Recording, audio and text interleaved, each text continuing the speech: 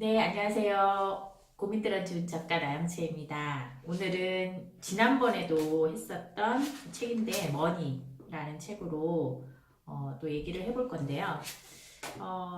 앞부터 이렇게 순서로 하지 않고 좀 제가 좋아하는 챕터 제목으로 해서 오늘은 내용을 좀 얘기를 해드릴게요. 제목은 감정을 지배해야 돈을 지배한다. 감정을 지배해야 돈을 지배한다. 이게 무슨 말일까요? 감정을 지배하면 돈을 지배할 수 있을까요?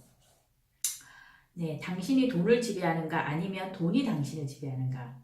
네, 우리는 모두 돈을 지배하고 싶어 하죠. 그 돈을 많이 벌고 싶어 하죠. 혹시 돈을 나는 벌기 싫어하고, 나는 뭐 조금만 벌어도 돼? 네, 그렇다면은 이 내용을 읽지 않으셔도 될 것 같아요. 근데 우리는 대부분 돈을 지배하고 싶고 내가 원하는 만큼 돈을 소유하고 싶어 하기 때문에 이 내용이 되게 도움이 될 것 같아요. 여기 보면은 밑에 단락에 보면 행복은 감정이고 그것을 느끼려면 돈이 든다. 행복이나 불행이나 어쨌든 돈이 든다. 네. 기분이 우울해지면 기분이 나아지기 위해서 뭔가를 사거나 뭔가를 먹고 싶어진다. 기분이 아주 좋아도 뭔가를 사거나 축하하기 위해 뭔가를 마시고 싶어진다. 감정을 만들거나 숨기거나 행복하기 위해 뭔가를 사지만 일단 그런 감정이 가라앉으면 공허함이 느껴진다. 네, 그렇죠.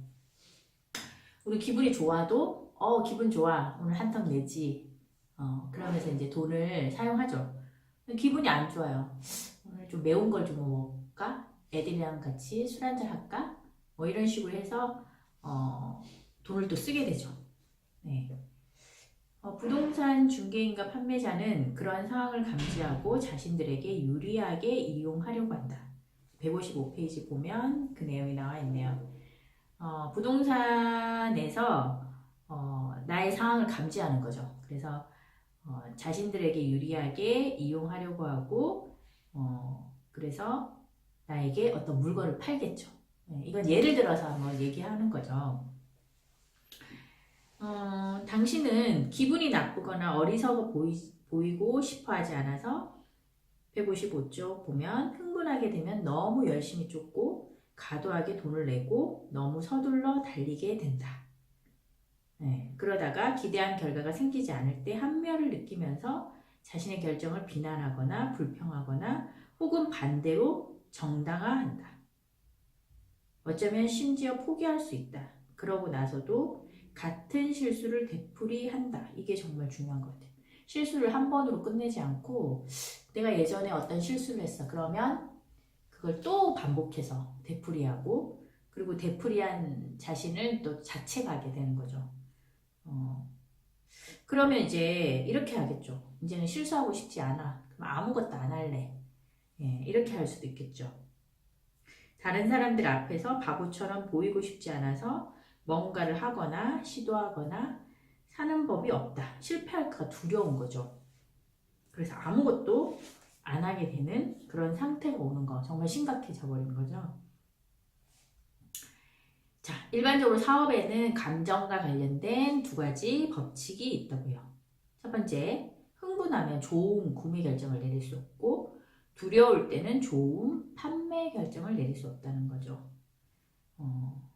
그렇죠. 흥분하면 너무 과도하게 기분이 좋아서 너무 많이 살 수도 있고 또 두려울 때는 무서워서 사야 되는데 기회인데 예, 그 결정을 내릴 수 없는 거죠. 156페이지에 이런 내용이 있습니다. 나는 아마도 당신이 만나본 가장 감정에 휘둘리는 사람일 것이다. 롬 무어라는 이 작가도 사실 감정적인 굉장히 감정에 휘둘리는 사람이에요. 이래요. 솔직하게 자기 얘기를 한 거죠. 나는 집착증과 강박장애가 있다. 나는 기분이 좋아지는 걸 무척 즐기고 돈을 가졌다는 뿌듯함이 주는 모든 느낌을 사랑한다. 그래서 나는 가진 돈을 전부 탕진한대요.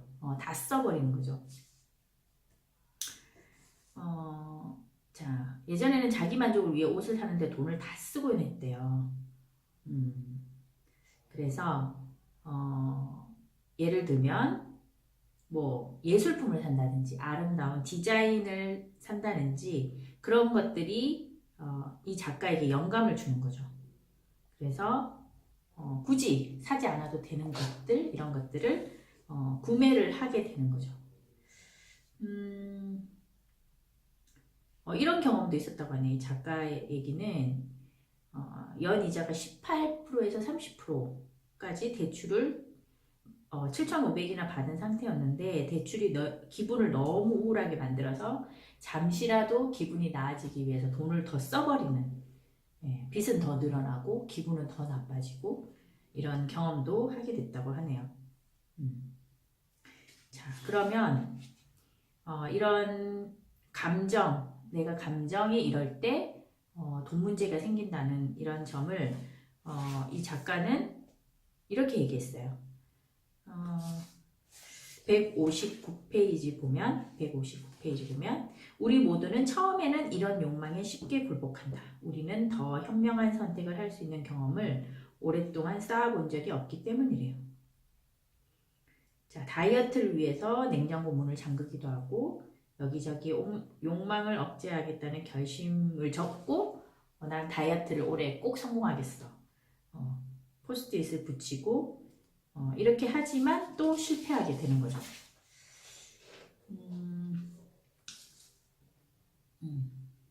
자, 160페이지 보면 돈 관리 방법에 대해서 이 얘기를 합니다. 돈 관리 방법. 이 작가는, 롬모어라는 작가는 선물이나 보너스처럼 쉽게 얻은 돈을 자기는 더 빨리 이렇게 써버린 경험이 있었다고 하네요. 예전에 오토바이 사고로 보험금을 2천만 원이 조금 넘은 보험금을 받았는데 그걸 1년 만에 다 써버리고 그냥 흐지부지 써버렸다는 거죠. 근데 학교를 다니면서 부모님 술집에서 상교대로 일했을 때는 고작 10만 원 남짓을 벌었지만 그 돈을 훨씬 더 신중하게 관리해서 잘 쓰게 됐다고 해요. 그래서 결국에는